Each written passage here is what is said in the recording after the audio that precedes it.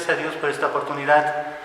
Hablando del libro del Apocalipsis, en este libro que es la revelación de Dios a Jesucristo, nos muestra Juan, quien lo escribe, este mensaje a las 7 iglesias de Asia.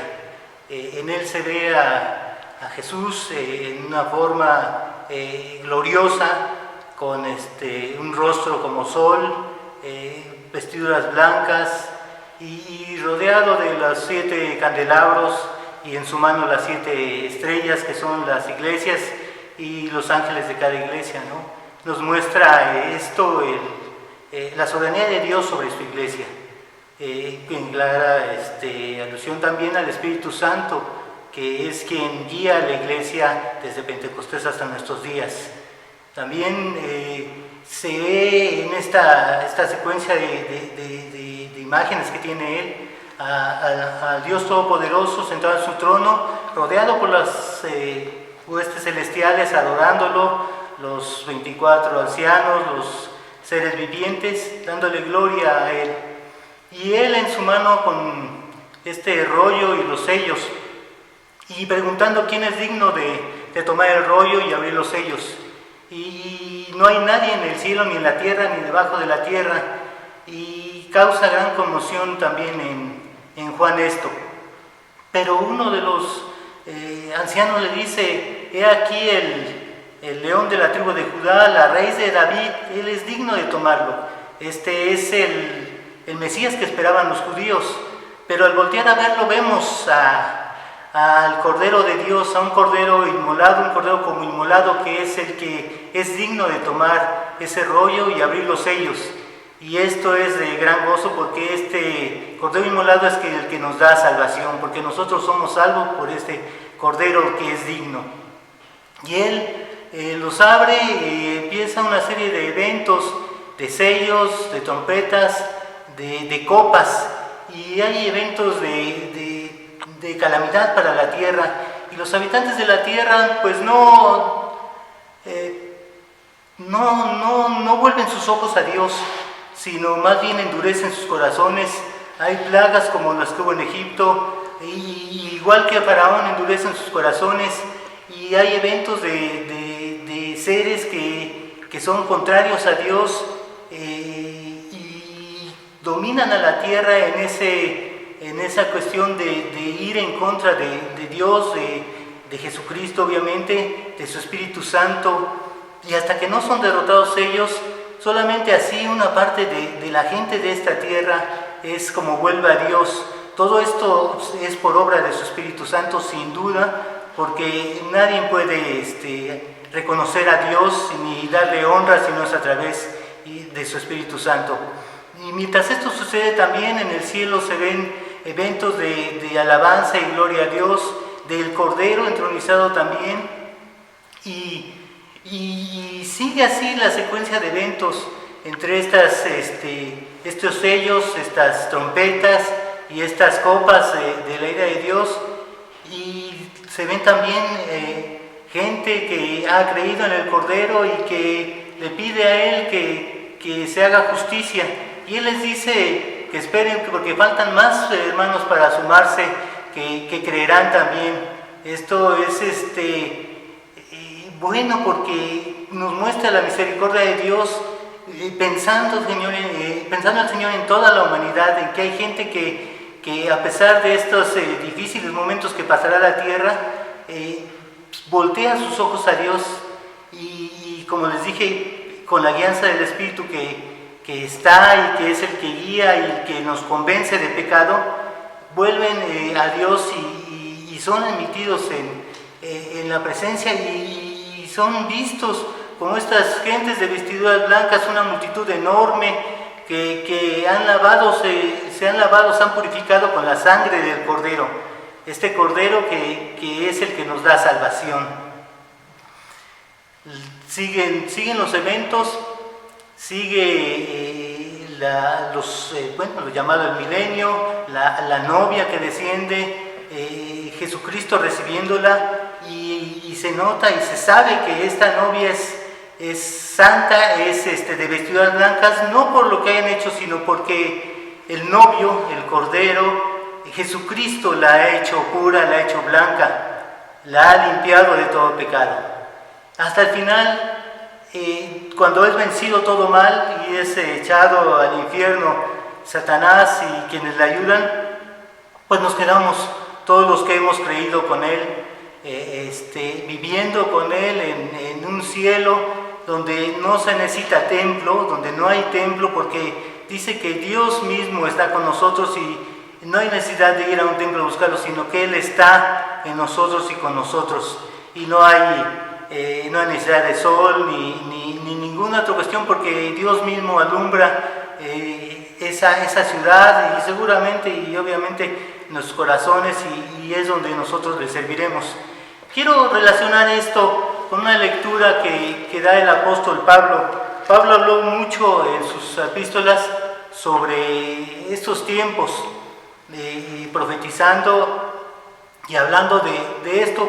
Y es el Apocalipsis se toma muchas veces como un libro que habla, obviamente son cosas que pasan, de destrucción, pero todas estas cosas son necesarias, como dijo alguna vez Jesús cuando le preguntaron a sus discípulos sobre las cosas que habían de venir. Él les decía: oirán de guerras y rumores de guerra, pero no se turbe vuestro corazón, porque estas cosas son necesarias. Y creemos en Dios que es así. Y esta lectura de Pablo viene de Efesios, del capítulo 1. Voy a leerla, es un poco larga, y ahí se ve el Padre, el Hijo y el Espíritu Santo en esta acción que da Pablo. Realmente es más una invitación a alabar a Dios en esto que dice Pablo. Dice desde el versículo 3: bendito sea el Dios y Padre de nuestro Señor Jesucristo, que nos bendijo con toda bendición espiritual en los lugares celestiales, como vimos en los lugares celestiales, según nos escogió en Él antes de la fundación del mundo, para que fuésemos santos y sin mancha delante de Él. Fuimos escogidos en Él, no fuimos escogidos por nosotros, porque por nosotros mismos no somos capaces de ser limpios, sino en Jesucristo es como somos limpios y aptos para estar en su presencia. En amor, habiéndonos predestinado para ser adoptados hijos suyos por medio de Jesucristo, según el puro afecto de su voluntad, para alabanza de la gloria de su gracia, con la cual nos hizo aceptos en el amado. Dice: habiéndonos predestinado. ¿Sí? Esta predestinación es porque somos escogidos en Cristo. ¿A quien escogió? Dios desde el principio, desde antes de que fueran los tiempos, fue a Jesucristo. Y cuando estamos en Él, somos predestinados en Él, porque estamos en Él. Una vez oí que decían, antes de que fuera la luz, que Dios dijera, sea la luz, Dios dijo, sea la cruz. O sea, no hay nada que Dios lo tome por sorpresa. No es que el diablo haya pecado y Dios entra en pánico y dice: ¿qué vamos a hacer? No es nada de que el hombre haya pecado y ahora ¿qué vamos a hacer? Todo lo sabe Dios y todo lo tiene en su dominio y en su soberanía. Y esto es lo que nos dice también esto. Y aquí vemos al Padre, ¿no? ¿Y para qué nos hizo? Para alabanza de la gloria de su gracia. Para eso es. Después, en quien tenemos redención por su sangre, el perdón de los pecados según las riquezas de su gracia. Aquí entra Jesucristo, porque en Él tenemos redención, el perdón de los pecados por su sangre, que hizo sobreabundar para nosotros en toda sabiduría e inteligencia, dándonos a conocer el misterio de su voluntad, según el beneplácito, el cual se había propuesto en sí mismo. Entonces Él nos da a sobreabundar sabiduría una vez en Él, y podemos conocer cosas que nos da permitiendo Él mismo conocer. No todas las cosas que están en su palabra, pues podemos entender el principio, pero Dios, con la acción de su Espíritu Santo y la palabra misma en nuestro corazón, podemos ir entendiendo cosas que, como repito, Él mismo nos permite ir entendiendo y poder ir asimilando. Y después dice: de reunir todas las cosas en Cristo en la dispensación del cumplimiento de los tiempos, así las que están en el cielo como las que están en la tierra. En estas escenas de Apocalipsis, cuando está el Cordero entronado y ya pues con toda la iglesia él alabándola. Hay un momento que dice que toda la tierra, los cielos, toda criatura le alaba.